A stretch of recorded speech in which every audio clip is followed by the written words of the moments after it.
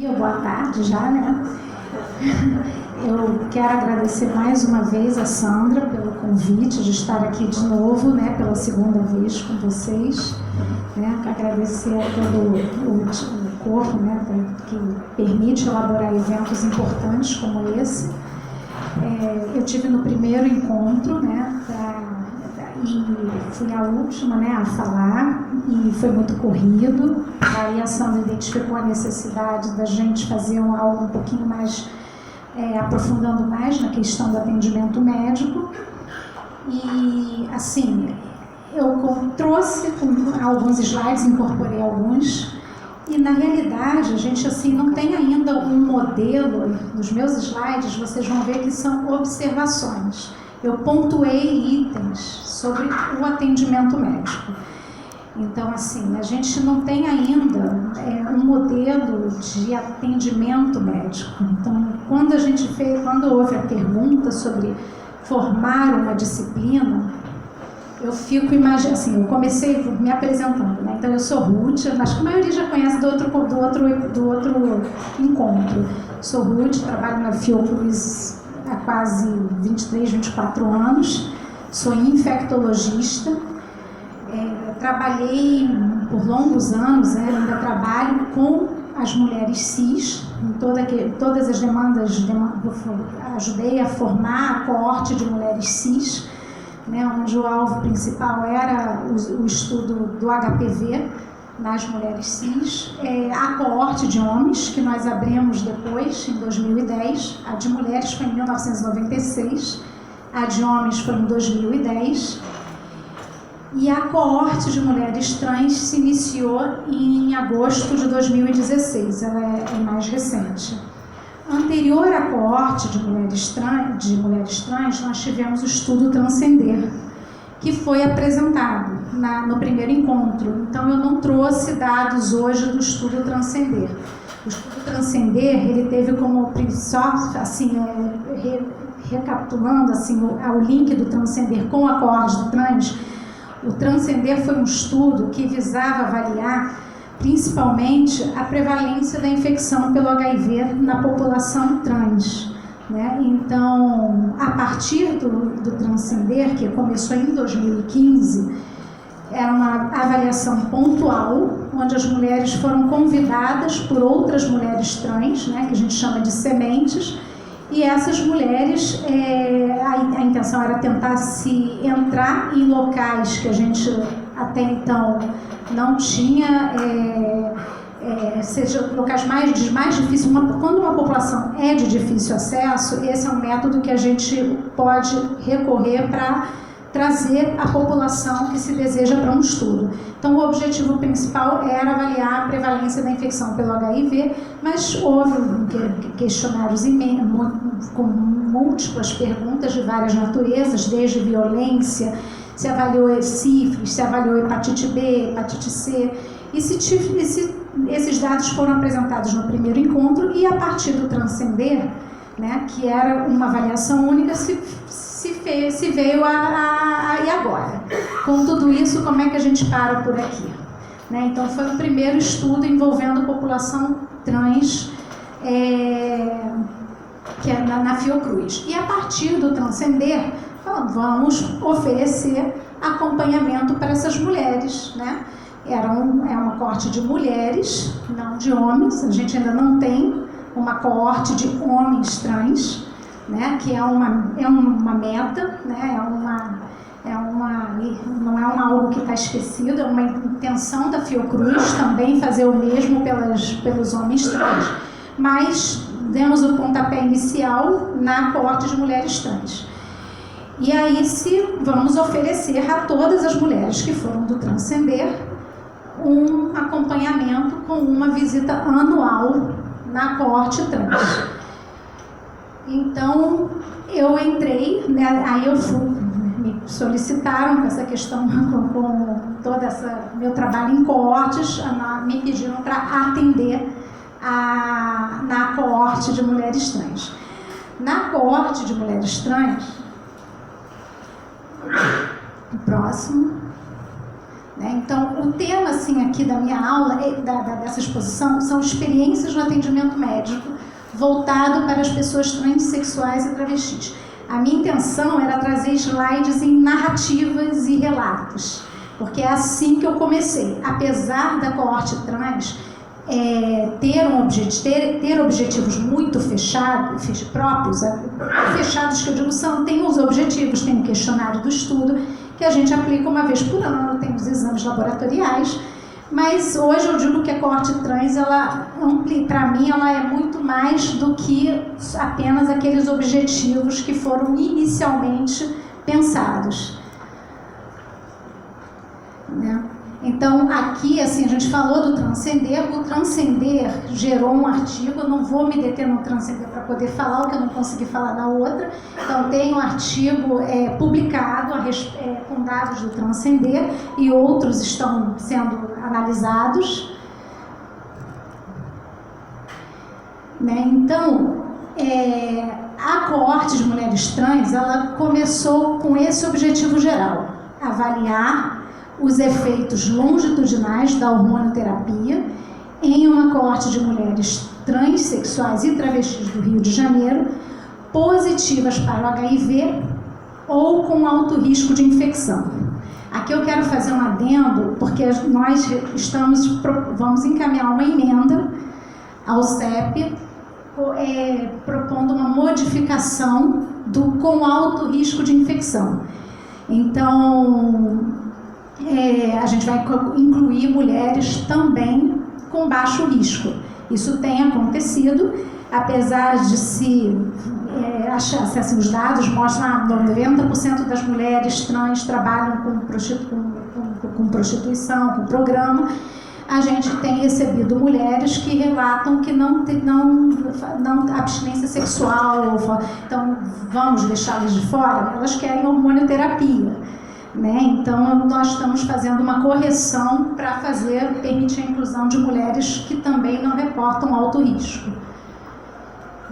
Então, como objetivos específicos dessa coorte trans, né, no transcender a gente avaliou a prevalência.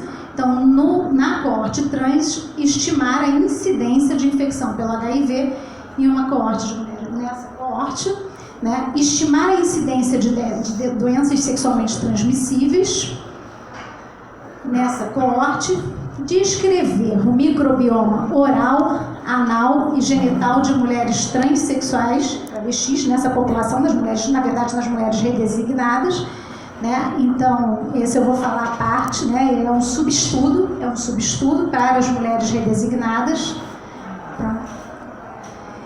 Descrever o perfil de citocinas inflamatórias também faz parte desse subestudo, né? São descrever citocinas inflamatórias na neovagina. Avaliar as interações entre hormonioterapia e medicações antirretrovirais, seja usada para prevenção como para a terapia de pessoas infectadas pelo HIV. Aqui tem uma diferença entre preparadas, né? Então aqui a coorte, ela é um estudo observacional, não existe assim uma intervenção. No entanto, a gente não deixa de incluir mulheres que estão no preparadas. Então, as mulheres que estão no preparadas e recebem as intervenções que estão sendo designadas no preparadas não constituem um critério de inelegibilidade para a coorte. Mas a coorte em si é um estudo observacional, não existe uma intervenção. Como estudo observacional, isso nos permite explorar, observar, apesar de nós termos esses objetivos iniciais que foram estipulados, essa coorte, ela presta assistência médica também. Não é apenas, a gente não faz apenas visitas anuais, a mulher não retorna para a gente uma vez por ano só para fazer uma visita de um estudo e pronto. Muito pelo contrário, a gente assume a responsabilidade assistencial dessa mulher dentro do que a gente pode fazer na Fiocruz, né? A Fiocruz é uma instituição, nós não somos um hospital geral, nós não temos muitas especialidades lá é um hospital de pesquisa, né? Então trabalhamos com linhas de pesquisa, nem tudo a gente tem dentro da Fiocruz para oferecer nem a qualquer população, não é só mulheres trans, nem a homens cis, nem a mulheres, tem muitas coisas que a gente precisa recorrer ao SUS, ao CISREG, né? E o último risco, estimar o risco cardiovascular em longo prazo nessa coorte. Então existe uma diferença desse estudo para o preparadas.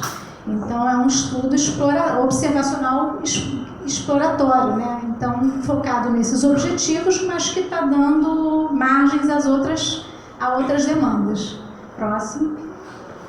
Então, para vocês terem, assim, mais ou menos, né? Quando a coorte ela foi iniciada, a ideia era fazer, eu acho que eu lembro desse Jorge, mas aí já tem, né? A ideia, a intenção era incorporar as 345 mulheres trans que atenderam, que participaram do Transcender, e um outro grupo de mulheres trans que já era matriculado no INE, na Fiocruz, e já fazia seu acompanhamento médico para o HIV na Fiocruz, mas que não vieram participar do Transcender. Porque o Transcender nós não podíamos convidar qualquer pessoa. Quem convidavam eram as sementes, vieram 12 mulheres trans, que foram as pessoas que elas recebiam cupons e iam nas comunidades, nos meios que elas frequentavam e distribuíam os cupons para pessoas do convívio delas.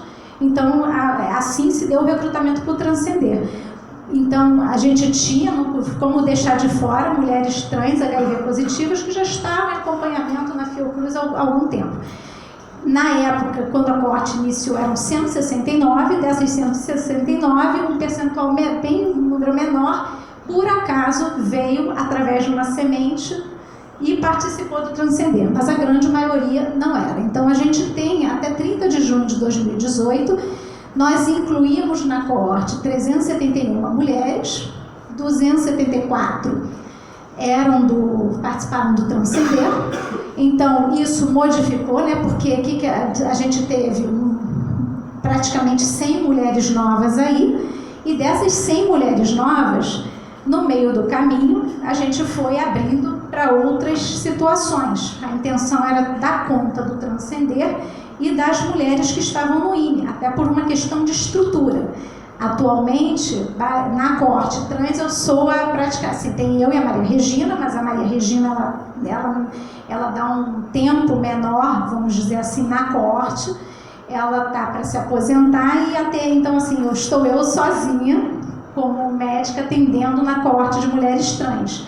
Então, assim, como que a gente, assim, a questão com portas abertas, não existe, assim, nós não, assim, as mulheres chegam até a nós, a gente reavalia e não acaba colocando na coorte, né? Assim, então, dentro dessas 100 novas, tem mulheres que não eram desses dois grupos iniciais, estão entrando, às vezes vem por preparadas, não fica no preparadas, aí vai para a coorte, a gente oferece a coorte e a gente oferece o atendimento. E dessas, né, hoje a gente tem essa situação, são 219 mulheres HIV positivas, né? Não temos ainda dados de incidência, que é o que a gente vai fazer mais à frente na análise, mas dessas 219 HIV positivas, 6 foram mulheres que participaram do Transcender como HIV negativo, e eram HIV negativas, porque o Transcender incluiu tanto mulheres trans. A prevalência foi feita na hora na análise, né? Então, dessas mulheres que vieram para o Transcender, 6 se tornaram positivas desde o Transcender, eram negativas. E 151 negativas. Uma não quis fazer o teste, né? Ela não queria, disse que não estava preparada para se testar, não queria refazer o teste, então ela entrou na coorte, mas a gente não sabe a situação sorológica dela. A gente vem trabalhando isso com ela, mas a irregularidade no acompanhamento é uma questão que se faz muito presente. Eu acho que esse é o meu item número 1, se fosse para colocar assim, antes de entrar em qualquer questão médica, como a gente pode trabalhar isso. Então, dentre essas mulheres, 16 mulheres redesignadas. O subestudo do microbioma, né, esse subestudo para mulheres redesignadas, começou em março de 2016. E assim, eu divulguei aqui no conto, sempre mando, perturbo a Bruna pelo Zap, e várias outras mulheres, divulgo pessoalmente para todas as mulheres que eu atendo, mas eu fui no UP, fizemos a colaboração com a Márcia Brasil para tentar um encaminhamento para a gente, e desde março de 2016 eu atendi 16 mulheres. Dessas 16 mulheres, 11 mulheres eram foram do Transcender. Então, novas, a gente ganhou mais 5. E assim, isso é uma questão, né? A gente fica perguntando, mas por quê? Por que a gente faz esse estudo, a gente acompanha, mas a chegada é muito pingada, né? Então esse eu acho que é o maior desafio, que é a chegada e o acompanhamento, a irregularidade na assistência. Isso é uma questão assim que nós, como serviço, isso é uma questão que eu acho que a gente tem que trabalhar muito, né? Assim, eu compreendo as razões, porque eu pego as razões das faltas, por que não veio, por que não conseguiu vir, mas isso é um desafio grande, porque às vezes eu vejo quantas vezes faltou para o Leonardo, eu faço isso tudo porque eu fico assim, quantas vezes faltou na cardiologia, quantas vezes faltou para mim, então isso é um desafio. Muitas vezes a pessoa entra 5 vezes na sua agenda para efetivar uma consulta. Então ontem, por exemplo, eu tinha 9 mulheres na minha agenda, vieram 3. Entendeu? Então assim, aí a gente pensa assim, vamos botar 20. O problema é que se colocar 20, a gente realmente tem problemas sérios, porque a gente tenta fazer uma ordem de agenda para as pessoas não esperarem muito. Mas não acontece. A ordem de agenda é uma coisa que eu venho trabalhando desde que eu assumi a coorte. E eu trabalho, foram 20 anos com a coorte de mulheres, e eu coordenava a coorte, trabalhava essa questão de agendamento, como que a gente faz não cair em janeiro e nos meses críticos, como a gente faz o atendimento não cair, porque dezembro e janeiro, geralmente, se você atende 100 no mês, janeiro é um mês que você vai atender 30, 40, então a gente fica muito preocupada. Eu estou olhando isso, venho colocando, porque eu fico muito preocupada. Se eu como diretora, por exemplo, se eu fosse uma diretora de um hospital, como que a gente organiza o sistema para dar conta, porque isso gera uma ociosidade do médico muito grande, muito alta, né? Então aí quando você pega as razões, são inúmeras. Não tive dinheiro, ou às vezes a menina foi chamada para um programa em cima da hora, às vezes chega lá, mas sai porque recebe uma proposta de um programa. Então, que é uma coisa que você compreende, a pessoa vai deixar, é a escolha de Sofia, né? Eu vou fazer o meu acompanhamento, vou fazer a minha consulta ou vou ganhar o dinheiro do dia. Então, tem múltiplas razões. Ou vão em táxi, algum grupo juntos, aí uma faz a consulta. Eu já tive situações de mulheres que quiseram entrar juntas na minha consulta porque o táxi estava esperando. E isso é uma coisa que não tem como. Então, esse desenrolar é a porta de entrada. Então, muitas chegam no ambulatório, elas me perguntam, vou ter dinheiro para voltar? Então, até eu entrar nas questões médicas em si, eu tenho que tentar desenrolar um lanche, eu tenho que tentar desenrolar uma passagem. Ontem foi um exemplo típico da última paciente que eu atendi. E isso, às vezes, gera como a gente trabalha isso? Porque muitas vezes isso gera muita reatividade e, às vezes, até impede a consulta de se concluir. E eu fico tentando, às vezes a gente tenta explicar, olha, a gente não tem, os estudos internacionais, eles têm subsídios para pagar passagem, para pagar, e geralmente é só para consulta do estudo. Quando a pessoa vai para uma consulta assistencial, a gente não tem de onde tirar isso. A gente não sabe como que a gente faz, a gente presta contas. Então, isso eu estou detalhando esse detalhe, porque isso se faz assim um problema muito sério na assistência, as faltas, né? Então, a gente faz o termo de consentimento quando ela vem para a primeira vez na coorte, a visita médica, a gente faz uma vez anualmente, nessa visita da coorte, isso se desenha desse jeito. Mas existem as consultas assistenciais que elas são de acordo com a demanda. Então, tem paciente que eu vejo toda semana. Tem paciente que eu tento ver toda semana. Eu falo, olha, você precisa vir. Você está com essa... eu preciso monitorar o seu... assim, eu tenho um grupo... daqui a pouco vai abrir um ambulatório de tuberculose resistente, porque são meninas que abandonam muito o tratamento e retornam, e eu tenho pelo menos mais de um ano tentando tratar uma tuberculose, e aí vem uma resistência porque tem abandono, né? Então, assim...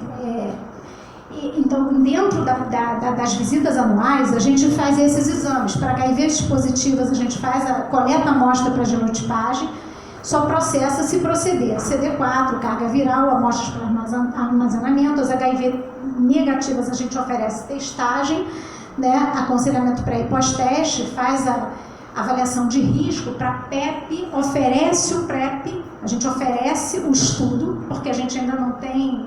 a gente ainda não tem essa logística. A gente tem um estudo de implementação de PrEP no país, né? A gente está, mas assim, ainda não tem ainda está em fase de estudo. Então, as mulheres negativas que chegam a nós, a gente encaminha, explica, oferece o PrEP, o estudo das preparadas, e algumas se interessam, outras não. E o problema maior das meninas em participação de estudo é a regularidade. Né? Então, se comprometer em voltar. Eu ofereço o estudo da febre amarela, então voltar 3 vezes no mês para participar de um estudo da febre amarela é complicado. Já é um estudo que tem reembolso de passagem, mas ainda assim é complicado. E nessa visita anual, a gente coleta dados, questionários, né, em questionário, e também na evolução médica. Então, eu faço aqui uma observação importante em relação ao questionário. Assim, hoje eu considero que a gente está numa fase, depois, passado um ano de atendimento na corte, ou até menos, a gente ainda vai aprender muito. Né? Assim, questionário, como fazer um questionário para atender tanta variação, tanta diversidade, não é só o questionário. Né? Então, assim, não é só o questionário. Assim, como que a gente atende, assim, o contato das meninas com o questionário já é um outro desafio. Quando você pergunta, quantos parceiros você teve nos últimos 30 dias? Qual é a fidedigidade desse dado? A maioria não consegue nem responder, por mais que você tente estimar. A paciência para responder esse tipo de pergunta, a gente vê nitidamente assim, que nem sempre ela está lá. Ah, doutora, bota qualquer coisa aí. Entendeu? Isso é uma resposta que não é incomum. Então, assim, e por que isso? Né? Assim, aí eu volto a um dos outros 10, vou tentar correr. Né? Aí começa aí o que a gente começou a falar, né? As observações desse ambulatório. Né? Então, assim, por que a gente tem essa dificuldade? Né? Então, assim, o que a gente observa desde a entrada na consulta são questões estruturais, comportamentais, que enrolam o início de uma consulta médica propriamente dita. Então, tem a questão da turbulência, entre aspas, no atendimento, pelo não comparecimento na data ou no horário agendado, porque quem não vem no horário agendado não quer esperar. Muitas vezes essa impaciência, ela se faz mais intensa. Eu acompanhei mulheres cis por muitos anos na ginecologia e homens, então essa questão do entendimento da saúde por mulheres trans, como as mulheres trans entendem a sua saúde, como a Bruna falou, vou me hormonizar e vou tomar e não tem jeito, mesmo o que é risco, qual é o entendimento de risco, né, das mulheres trans. Então, assim, quando você começa a colocar, olha, mas isso é importante, ela fala, doutora, eu não tenho nem o que comer. Ontem a gente teve um problema muito sério com uma moça lá. Então, assim, eu não tenho nem o que comer. Então, o que é o HIV para mim? O que é tratar um risco cardiovascular? O que é falar risco cardiovascular? Ontem eu só consegui começar a consulta dessa moça 3, 4 horas depois. Não tinha que lidar com as questões todas antes. Era queria ir para o Brasil, se tentar se suicidar, e uma confusão enorme. Então, assim, a turbulência que eu falo dentro do atendimento médico, como lidar com isso, né? Questões sociais e de cidadania. Hoje, talvez vejo que é mais fácil. A questão da ausência de documentos, o uso do nome social, inserção nos serviços de saúde, como a Bruna fala. Então, mas isso eu acho que a gente tem a experiência da Fiocruz, né? Eu acho que as meninas vêm sim com uma certa reatividade, achando que vão ser maltratadas conosco, achando que vai ter uma certa transfobia, ou achando que o funcionário da farmácia chamou pelo nome que não é o social. Então, isso gera uma turbulência. Mas, assim, eu estou há 2 anos lá. E eu tenho um contato, assim, eu me considero pessoalmente uma pessoa muito paciente. E já, assim, muito, então eu esqueço do mundo quando eu estou com alguém lá dentro. Então, assim, vamos resolver esse problema agora, um de cada vez. Então, assim, por que as meninas, muitas vezes, tem a questão da falta, a questão da impaciência de esperar uma consulta, aí eu tenho que explicar, olha, chegaram 3 juntas, com 2 minutos de diferença entre uma e outra. Quando vocês entram na consulta, as demandas são inúmeras. Inúmeras. Como eu vou atender? Então, assim, não tem, se eu te atender em 10 minutos, você vai sair daqui reclamando de mim para o outro, dizendo que eu não te olhei no olho, que eu nem te deitei na maca para examinar. Então, existe muito como transformar, como a gente se aproxima, né, médicos, né, as pessoas da assistência com as pessoas que já chegam achando que vão ser, de fato, maltratadas, né? Então, o compartilhamento de espaços realmente é um problema. Eu fui conversar com a enfermaria semana passada, que eu fui internar uma paciente, e o pessoal do plantão falou, eu perguntei, como é que vocês fazem com a questão de banheiro? E de quarto? Eu peguei os nossos colegas médicos, realmente a gente vem internando, eu venho internando com uma frequência muito alta, né, assim, porque o abandono é uma questão muito séria, elas não nos abandonam. A adesão em mulher trans é diferente, a gente quer olhar a adesão na perspectiva de outras populações que a gente atende com HIV, mas a adesão da mulher trans, por exemplo, ela falta a minha consulta, mas não sai do Zap comigo. Eu disponibilizo o meu telefone, eu acho muito rico, uma experiência muito rica. Então, quando elas se veem em situações, elas fazem, doutora, faltei minha consulta, reagenda. Então, existe uma adesão, mas a vinda ainda é uma dificuldade, né? Então assim, são coisas que a gente vai construir, como internar, onde internar, em que quarto interna, então é uma questão, que tem que ser muito discutida no espaço médico, né? O convívio no serviço de saúde, a questão do benefício, escolaridade, acesso às informações. Então, realmente é isso que a Bruna falou, né? Os sites, elas já chegam para mim medicadas, muitas vezes com, eu tomei Decadron, eu tive um nódulo aqui, né? O Decadron, o famoso Decadron, até que quando eu vi assim, elas não tomam Decadron só para resolver nodulação, elas tomam Decadron para ficar mais feminina também. Até que uma delas me mandou uma foto, olha como é que eu fiquei com 4 usos de Decadron, olha que máximo. Ela estava totalmente inchada. Eu tenho uma que eu fiz o desmame do Decadron, porque com o tempo, o uso do corticoide dessa forma, ele traz edema, ele incha. E os processos inflamatórios se tornam recorrentes. Elas usam inicialmente, muitas vezes, para resolver uma nodulação do silicone, mas isso se torna uma questão recorrente. E aí elas vão usando e ganham peso. Então eu desmamei uma mulher e ela conseguiu perder depois de 11 anos de uso crônico de Decadron, corticoide, ela perdeu 45 quilos em 3 meses. Veio ontem, estava magrinha. Então, assim, o abuso no uso de substâncias eu colocaria como segundo problema, assim, seríssimo, né, assim, sério dentro da população que a gente recebe no hospital, que é uma coisa que a gente tem que trabalhar isso, assim, claro que eu não vou dizer não use droga, não use isso, não use aquilo, mas é uma questão que eu preciso olhar de frente, impacta impacta no uso de remédios, na toxicidade, quando é o álcool, impacta na vinda às consultas, impacta em muita coisa, né? Então é uma questão que a gente não tem como a gente resolver sozinho. Quando a gente abre um ambulatório desses, o ideal é a gente ter colaborações. Tem que ter colaborações. Se eu estou ontem, passei 4, 5 horas, paguei o ambulatório lá para ficar com uma pessoa que chegou chorando, em prantos, vou me matar, vou sair daqui, vou me matar, o que eu faço com essa situação? Como é que é a minha rede de encaminhamento? Como é que eu faço para encaminhar uma situação que eu vou ter que chegar lá fora e dizer, olha, vocês aguardem, porque eu estou com uma situação grave aqui.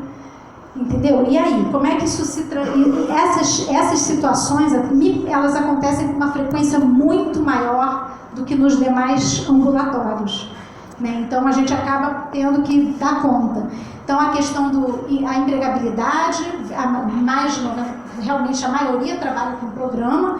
Então, horário de ambulatório, que horário a gente marca o ambulatório para começar, vamos dizer assim, a partir de 10h30. Que não é o ideal. Algumas vêm cedo, mas a grande maioria trabalha nas ruas, com programa, e chegam em casa 3, 4 da manhã. Não vai chegar no horário convencional, né, de atendimento. Então, muitas vezes, o horário acontece por volta das 10, 11 horas, começa a chegar todo mundo junto, né, e aí vem a turbulência também. Subsistência, às vezes prioridade, é o que eu falo para elas. O que é prioridade para elas? O que a gente olha para assim? O que é prioridade?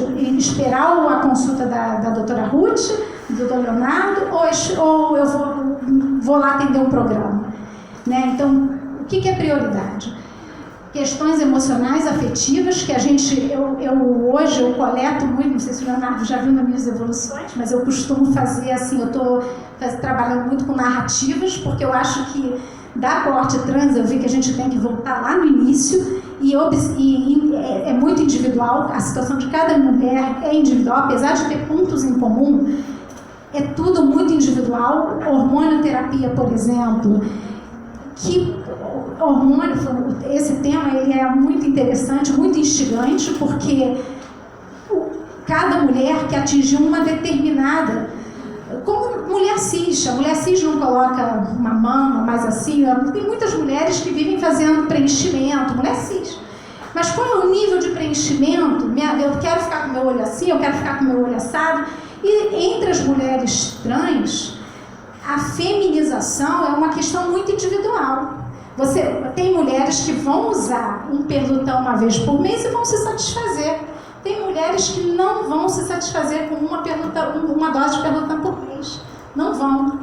E aí a gente pergunta, a gente está estudando protocolos. Quando eu fiz a pergunta para o Leonardo, eu até trouxe um relato de uma paciente, mais adiante vou tentar passar correndo, mas a gente tem que pensar nos estudos que a gente está propondo, porque a gente está propondo um pacote. A gente está avaliando a interação medicamentosa com PrEP em um determinado esquema. Mas na prática a gente vê que esse esquema, a grande maioria, a gente começa e vai dando passo, vai aprendendo e vai vendo o que tem que melhorar. Mas assim, como propor um esquema de hormonioterapia, dado que cada mulher tem o seu, e não é só o seu, não é o seu individual.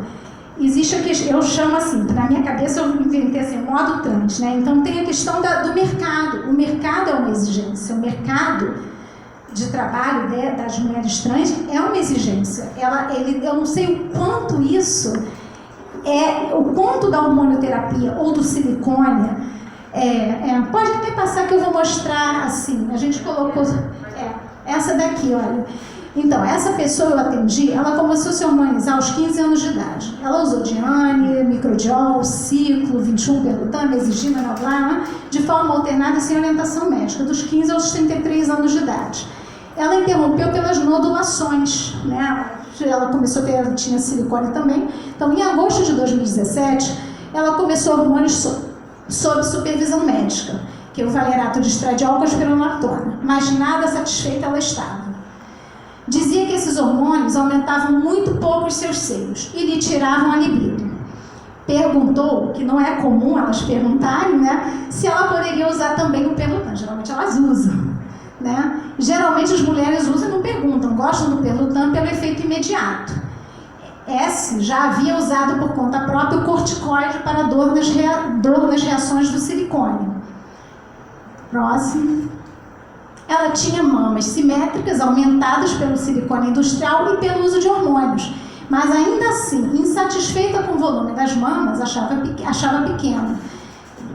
Ficou errado. Em 2011, ela colocou 300 ml de silicone industrial em cada mama. Teve um processo inflamatório infeccioso na mama esquerda logo em seguida. Ela não tinha qualquer desejo de fazer a cirurgia para mudança de sexo, mas queria colocar próteses mamárias e aumentar suas mamas. Essa tinha um aumento de volume ao redor dos tornozelos, que parecia ser atribuído ao silicone industrial que foi escorrido para essa região. Essa havia colocado o silicone industrial como bombadeira em 2007. E ela me relatou o processo, né? Que são agulhas bem calibrosas, coloca jornal, tira, porque fica aquele furo, a bombadeira orienta a tampar com jornal. Exato, super bonder. Então, isso tudo eu não trouxe porque era muito. Mas assim, o quanto é rico as narrativas que a gente vai tirando e vai entendendo para a gente realmente entender qual é o estado da arte, o que a gente vai propor. O que a gente vai propor em termos de estudo. Então, assim, ela colocou 1 litro, né? Ela colocou silicone industrial com bombadeira, 1 litro em cada nádega e em cada quadril. A que eu tive uma que foi o recorde, ela colocou 14 litros. Né? 14 litros e tirou o arco costal. Em 2013, começou a apresentar inchaço, vermelhidão e nodulações recorrentes em decorrência do silicone que havia aparecido em qualquer região das nádegas aos pés. E ela dizia, pega fogo, começa a pegar fogo e meus pés ficam muito inchados e pesados. Próximo.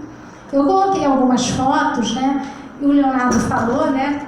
Quando eu comecei a me deparar com essas situações, varizes calibrosas nas nádegas até aqui, eu falei, gente, eu preciso dar alguma coisa para acho que vai acabar. Eu preciso fazer, eu vou só passar. Pela defesa. Não, então vamos passar outra. O que a gente faz? Alguém tem algum médico fazendo anticoagulante, aspirina, prevenção de trombose? Faz, não faz? Né? Próximo. Essa aqui foi uma reação também do silicone. Essa parte aqui que parecia que estava fazendo uma abertura, assim,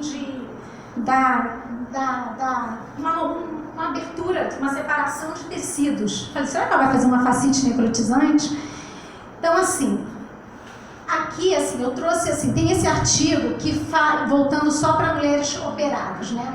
As mulheres, esse artigo foi publicado em 2017 e ele faz um resumo, porque não tem dados, assim, que mostram como cuidar de uma pessoa, uma mulher operada. Como cuidar de uma pessoa, as pessoas estão operando e não tem segmento daquilo ali. Então eu trouxe algumas questões que têm a ver com o aspecto estético. O quanto a mulher tem satisfação com o resultado cirúrgico. A grande maioria do meu ambulatório, pode ir passando, a grande maioria, assim, só para vocês olharem assim, as questões estéticas. Próximo, né? Exame especular, próximo. Né? Então, deixa eu assim, tentar fechar, assim, o que acontece? Em relação às questões das mulheres operadas, realmente não tem, assim, não se sabe como cuidar de uma vagina operada. Eu tenho 16, a grande maioria não se arrependeu, nenhuma delas se arrependeu, mas a grande maioria não está satisfeita com um item ou outro item, ou tem questões assim, sangra toda hora que vai ter relação sexual. Então, assim, realmente a gente não tem nenhum protocolo de cuidados com mulheres operadas e nem com mulheres não operadas. Qual é a demanda de transexualização? Será que nós temos esse dado dentre mulheres trans? Qual é a demanda de cirurgia para cirurgias de redesignação? No meu ambulatório, dessas 371 mulheres, talvez umas 15 falaram pensam, umas 2 estão mais determinadas. Qual é a demanda de mulheres para a colocação de prótese? Quais são essas demandas? Assim, eu tentei trazer alguma coisa, assim, o tema é muito amplo. Assim, eu estou numa fase em que eu estou observando vários aspectos, várias questões. A questão da urologia, eu mando para o CISREG. Agora, quanto à pergunta, devemos abrir uma disciplina? Eu fico pensando assim, se eu tivesse que dar aula numa disciplina, na formação médica, o que eu diria? Eu tenho algum pacote fechado em termos de assistência? Isso é de fato, os parâmetros laboratoriais, eu observo, assim, parâmetros laboratoriais que são completamente diferentes. E às vezes eu fico investigando, achando que tem um processo infeccioso, um processo inflamatório, e não tem. Será que os parâmetros laboratoriais precisam ser revistos, alguns pelo menos?